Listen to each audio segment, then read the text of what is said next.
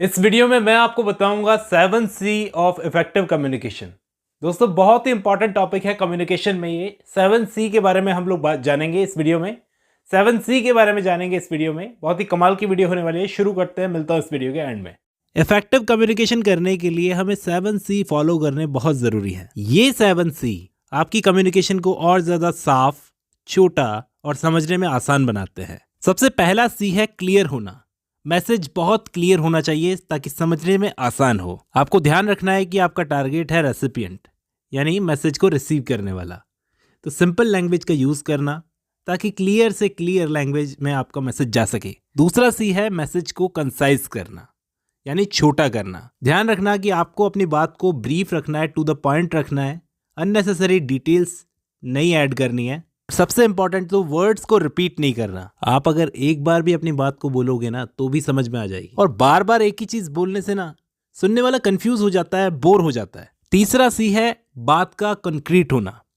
Concrete होने का क्या मतलब है यहाँ पर, यानी आपको अपनी बात में कुछ स्पेसिफिक फैक्ट्स बताने हैं, फिगर्स, नंबर्स बताने हैं, एग्जाम्पल्स बताने हैं, ताकि आपके मैसेज को ये सारी चीजें सपोर्ट करें।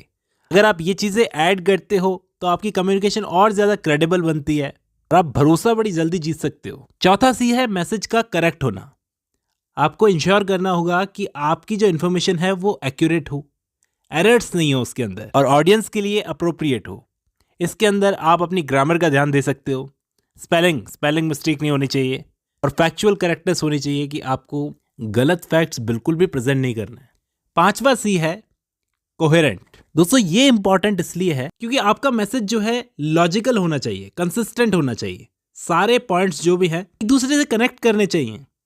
आपकी कम्युनिकेशन फ्लो होनी चाहिए स्मूथली। इसलिए आपको बहुत काम करना होगा कि कहाँ कौन सा पॉइंट बोलना है और कहाँ कौन सा पॉइंट कनेक्ट होगा।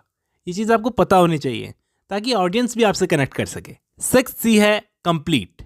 दोस्तों आपकी जो इन्फॉर्मेशन आप दे रहे हो वो इन्फॉर्मेशन सारे पॉइंट्स को कवर करनी चाहिए। कोई भी आधा अधूरा पॉइंट नहीं देना है हमें। जो भी सारी नेसेसरी इंफॉर्मेशन रिक्वायर्ड है वो सब प्रोवाइड करवानी है, जैसे who, what, when, where, why, how, कब, कैसे, कहाँ, क्यों, इन सब चीजों के जवाब आपके पास होने चाहिए। लास्ट C है कोर्टेसी। इसका मतलब होता है विनम्रता। आपको अपनी बात विनम्र तरीके से बतानी है। Be respectful, be polite. आपको सामने वाले से पोलाइटली बात कर रही है। उनकी फीलिंग्स, उनके पर्सपेक्टिव को बराबर मायने देना है। इसी लैंग्वेज को बिल्कुल अवॉइड करना है जो मिसअंडरस्टैंडिंग पैदा करे, जो ऑफेंड करे किसी को। ऐसी लैंग्वेज को बिल्कुल अवॉइड करना है। अब थोड़ी और एक्स्ट्रा डिटेल्स देता हूँ। अगर मैसेज क्लियर नहीं होगा तो रेसिपिएंट, सुनने वाला, अपने हिसाब से इंटरप्रिटेशंस निकालेगा उसकी। इससे कन्फ्यूजन क्रिएट होती है, गलत मैसेज जाता है। इसलिए आप कोशिश करो कि direct language, simple language use करो। टेक्निकल टर्म्स यूज करोगे ना तो ऑडियंस उसको समझती तो है नहीं, वासियां लेना शुरू कर देती है। कम्युनिकेशन को कंसाइज रखना इसलिए जरूरी है क्योंकि ज्यादा लंबी कम्युनिकेशन ऑडियंस का अटेंशन तोड़ती है। मैं भी ज्यादा देर तक सुन नहीं सकता किसी भी लेक्चर देने वाले को, 15-20 मिनट। किसी किसी को तो 15-20 मिनट भी बहुत लंबे लगते हैं। इसलिए छोटे से छोटी रखो अपनी बात को, और मेन बात पहले बोलनी चाहिए। मेन बात अगर बीच में बोलोगे तो मुझे लगता है तब तक तो सबका अटेंशन टूट जाएगा। इसके लिए एक टेक्निक है, बुलेट पॉइंट्स बनाओ, टू द पॉइंट, की पॉइंट बात करो। एक तो ये होता है कि मैं बोलूँ, I am writing to let you know that there is a meeting schedule for tomorrow at 10 AM and it will be held in the conference room. ये तो लंबी बात हो गई। मैं ऐसे भी तो बोल सकता हूँ कंसाइज करके, the meeting is tomorrow at 10 AM in the conference room. ये भी तो एक तरीका है।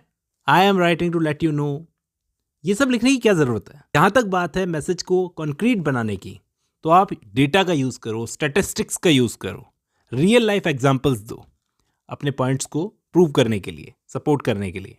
वेग स्टेटमेंट्स मत दो जिसमें आप ही क्लियर नहीं हो, वो किसी और को क्या समझाओगे। और करेक्टनेस क्यों ज़रूरी है। अगर आप ग्रामर में एरर करोगे, स्पेलिंग ठीक से नहीं लिखोगे, मतलब गलतियाँ होंगी, तो आप बात कितनी भी सॉलिड लेकर आए हो, कहीं ना कहीं लोगों के दिमाग में ये रहेगा, यार इसकी तो स्पेलिंग से गलत होती है। आपकी क्रेडिबिलिटी पर सवाल उठता है इस चीज़ से। फिर आपके मैसेज को कोहेरेंट होना ज़रूरी क्यों है।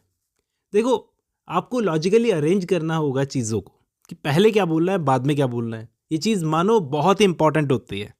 अगर आप ऐसे ही एक पॉइंट से दूसरे पॉइंट पर ऐसे ही जंप कर जाओगे तो हो सकता है कनेक्शन टूट जाए लोगों का।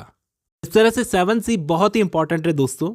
आपकी बात को इजी टू अंडरस्टैंड बनाते हैं, इंगेजिंग बनाते हैं, कंसाइज बनाते हैं, क्रेडिबल बनाते हैं, एक्शनेबल बनाते हैं, रेस्पेक्टफुल बनाते हैं। कर रहा हूँ इस वीडियो से आपको 7C समझ में आया है। चलिए आज के लिए बस इतना ही। अब जब आपने ये वीडियो खत्म कर लिया तो मैं उम्मीद करता हूँ आपको 7C समझ में आए होंगे। चलिए आज के लिए बस इतना ही।